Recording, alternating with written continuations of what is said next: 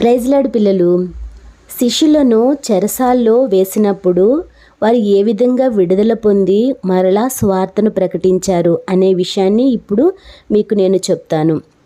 పేతురు ద్వారా అనేక అద్భుత కార్యాలు, సూచన క్రియలు దేవుడు జరిగిస్తూ వస్తున్నాడు. అంతేకాదు యెరూషలేములోనే కాకుండా ఆ చుట్టుపక్కల ఉన్న ప్రాంతాలు వాళ్ళు కూడా ఎవరైతే రోగంతో ఉన్నారో, ఎవరైతే దెయ్యాలతో పీడింపబడుతున్నారో వాళ్ళందరినీ కూడా ఆ యెరూషలేముకు తీసుకొచ్చేవాళ్ళు అనమాట. అంతేకాదు పేతురు ఆ రోడ్డు మీద వెళ్తుంటే అతని యొక్క నీడ ఆ రోగుల మీద పడాలి అన్నట్లుగా ఆ మంచాలతోనే ఆ రోగంగా ఉన్న వాళ్ళను ఆ దారిలో పడుకోబెట్టేవాళ్ళు అనమాట. ఎందుకంటే పేతురు ఇలా వెళ్తున్నప్పుడు అతని యొక్క నీడ తగిలినా కూడా రోగాలు స్వస్థత అవుతున్నాయి. అంతేకాదు దెయ్యాలు పట్టిన వాళ్ళకి ఆ దెయ్యాల నుంచి కూడా విడుదల పొందుతున్నారనమాట. ఆ విధంగా అనేక అద్భుతాలు, ఆశ్చర్యకార్యాలు పేతురు ద్వారా, మిగిలిన శిష్యుల ద్వారా యేసయ్య చేస్తూ ఉన్నాడనమాట. ఈ శిష్యుల్ని ఏమంటారంటే అపోస్తులు అని కూడా అంటారనమాట. ఈ అపోస్తుల ద్వారా దేవుడు ఈ కార్యాన్ని జరిగిస్తూ వస్తున్నాడు.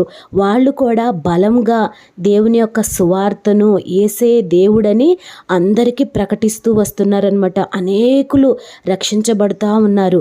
అయితే ఇవన్నీ చూస్తున్న ప్రధాన యాజకులు, అధికారులు, శాస్త్రులు వీళ్ళందరికీ కోపం వస్తూ ఉంటుందన్నమాట. ఏంటి యేసయ్యని దేవుడు అంటారు, ఆయన మనము సిలువ వేసి చంపించాం కదా, అలాంటిది అతను దేవుడు అంటారు ఏంటి వీళ్ళు, ఆ విధంగా ఈ అపోస్తులు బోధిస్తున్నారేంటి అని చెప్పేసి ఆ 12 మంది శిష్యుల్ని, అపోస్తుల్ని పట్టుకొస్తారనమాట. పట్టుకొచ్చి చెరసాల్లో వేస్తారు.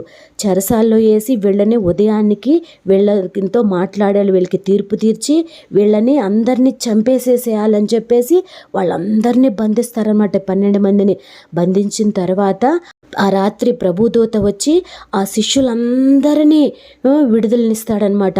వాళ్ళందరినీ మీరు వెళ్ళిపోయి యేసుప్రభువే నిజమైన దేవుడని బోధించండి, దేవాలయానికి వెళ్ళండి అని చెప్పేసి ఆ 12 మంది అపోస్తుల్ని ప్రభుదూత బయటికి పంపించేస్తాడనమాట. కానీ ఉదయం అయ్యేసరికి ఈ అధికారులందరూ చేరతారు. మళ్ళా చేరి వీళ్ళని ఏ విధంగా యేసుక్రీస్తు గురించి చెప్పకుండా ఆపేపించాలి, వీళ్ళని ఏ విధంగా చంపేయాలని చెప్పేసి ఆలోచన చేసి అందరూ కలిసి వస్తారు. వచ్చి బంట్రోతులకు చెప్తారు, ఆ చెరసాల్లో వేసాం కదా వాళ్ళందరినీ బయటికి తీసుకురండి అని చెప్పేసి అధికారులు, ప్రధాన యాజకులు చెప్తారనమాట. చెప్పగానే ఆ బంట్రోతులు వెళ్తారు వాళ్ళని, శిష్యులను తీసుకురావటానికి. వెళ్ళేసరికి అన్ని తలుపులు మూసేసి ఉంటే అందరూ కాపలా కాసే వాళ్ళు అందరూ అక్కడే ఉంటారు. కానీ లోపలికి వెళ్ళి చూసేసరికి అపోస్తులు ఎవ్వరు ఉండరు అనమాట. ఉండకపోయేసరికి ఆ బంట్రోతులు వచ్చి చెప్తారనమాట, లోపల ఎవ్వరు లేరు అని చెప్పేసి అని చెప్తుంటే, అయ్యో ఏమైపోయారు, ఎలా తప్పించుకున్నారు, అన్ని తలుపులు వేసే ఉన్నాయి కదా, కాపలా కాస్తున్న వాళ్ళు అంతే ఉన్నారు కదా, ఎలా తప్పించుకున్నారని చెప్పేసి వాళ్ళందరూ కలవరపడతా ఉంటారు, టెన్షన్ పడతా ఉంటారు. అంతలోకి ఒక అతను వస్తాడనమాట. వచ్చి ఏం చెప్తాడంటే, వాళ్ళందరూ అపోస్తులందరూ దేవాలయంలో ఉండి యేసుప్రభు గురించి బోధిస్తున్నారు, నేను చూశాను అని చెప్పేసి ఒక అతను అంటాడనమాట. అనంగానే మళ్ళీ ఈ అధికారులు ఏం చేస్తారు, మీరు వెంటనే వెళ్ళి ఆ దేవాలయంలో ఉన్న అపోస్తులను పట్టుకురండి అని చెప్పేసి చెప్తారనమాట. చెప్పగానే బంట్రోతులు వెళ్తారు. వెళ్ళి ఆ 12 మంది శిష్యులను తీసుకొస్తారు. తీసుకొచ్చి మేము మీకు చెప్పాం కదా యేసుప్రభు గురించి బోధించొద్దు అని, అయినా కానీ మీరు ఎందుకు అలా చేస్తున్నారని చెప్పేసి గట్టిగా మాట్లాడతారనమాట. మాట్లాడినప్పుడు మేము చెప్తాము, మేము యేసుప్రభు దేవుడు, నిజమైన దేవుడని ఆయన గురించి మేము చెప్పకుండా మాత్రాన్ని మేము మౌనంగా ఉండము అని చెప్పేసి అంటారనమాట. అనంగానే ఆ సభలో ఒక అతను ఉంటాడనమాట. ఎవరంటే అతను ధర్మశాస్త్రోపదేశకుడు గమలీయేలని ఒక పరిసేయుడు అనమాట. అతను ఏం చేస్తాడంటే అధికారులు అందరితో చెప్తాడనమాట, మీరు వీళ్ళని శిక్షించొద్దు, వీళ్ళనేమి ఆపొద్దు, వీళ్ళు నిజమైన దేవుడి గురించి బోధిస్తుంటే వాళ్ళ బోధ వాళ్ళు చెప్పేది కరెక్ట్ అయ్యిద్ది. ఒకవేళ వాళ్ళు నిజమైన దేవుడి గురించి కాదు, వాళ్ళ సొంతంగా ఏదన్నా బోధిస్తున్నారంటే దానంతటా అదే మూసివేయబడిద్ది, క్లోజ్ అయిపోయిద్ది. అందుకని మీరేమి వీళ్ళని ఆపొద్దు అని చెప్పేసి ఆ ధర్మశాస్త్రోపదేశకుడైన గమలీయేలు చెప్తాడనమాట. అప్పుడు వాళ్ళ అధికారులు ఏం చేస్తారు తెలుసా, ఆ కోపాన్ని అణుచుకోవటానికి శిష్యుల్ని బాగా కొడతారు.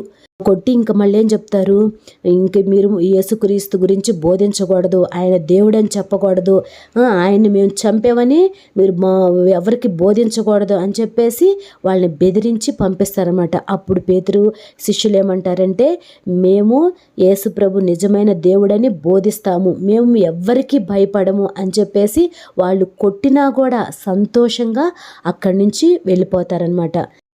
వాళ్ళు బయటికి వెళ్ళిపోయి ఇంకా ప్రతి ఇంటింటికి తిరుగుతూ బోధిస్తున్నారు. అంతేకాదు, ప్రతి రోజు దేవాలయంలో యేసుప్రభు చేసిన ఆశ్చర్య కార్యాలు, ఆయన నడిపించే విధానము, ఆయన నమ్ముకుంటే మీరు పరలోకానికి వెళ్తారు, ఆయన రక్తంలోనే మనకి పాప క్షమాపణ ఉంది అని చెప్పేసి వాళ్ళందరికీ బోధిస్తూ అనేకులు విశ్వాసులు అయ్యేటట్టుగా, రక్షణ పొందేటట్టుగా ఆ అపోస్తులు ప్రయాసపడ్డారనమాట. ఆ విధంగా సువార్త ప్రకటిస్తూ ఉన్నారు ప్రతిరోజు. పిల్లలు, మీకు అర్థమైందా? దేవుడి కొరకు వాళ్ళు ఎంతో శ్రమ పడ్డారు, ఎన్నో కష్టాలు పడ్డారు. ఆ సువార్త ప్రకటించటానికి మన దాకా వచ్చింది అంటే ఆ అపోస్తుల్లో ఒక అపోస్తుడైన తోమా కూడా మన దగ్గరికి వచ్చాడు కదా. ఆ విధంగా వాళ్ళు సువార్త ప్రకటించటానికి ఎంతో కష్టపడి సువార్త అందించారనమాట. ఆ శ్రమను కూడా వాళ్ళు సంతోషంగా భరించారు. కాబట్టే మనం ఇప్పుడు రక్షణ పొంది ఉన్నాము, యేసుప్రభు దేవుడిగా మనం తెలుసుకోగలిగి ఉన్నాము. అందుకని మనకు పొందిన ఈ రక్షణని, యేసుప్రభు నిజమైన దేవుడు అనే విషయాన్ని మనం వరకే మనకు కాకుండా ఎవరికైతే యేసుప్రభు తెలియదో వాళ్ళకు కూడా మనం చెప్పగలగాలి. ఓకేనా?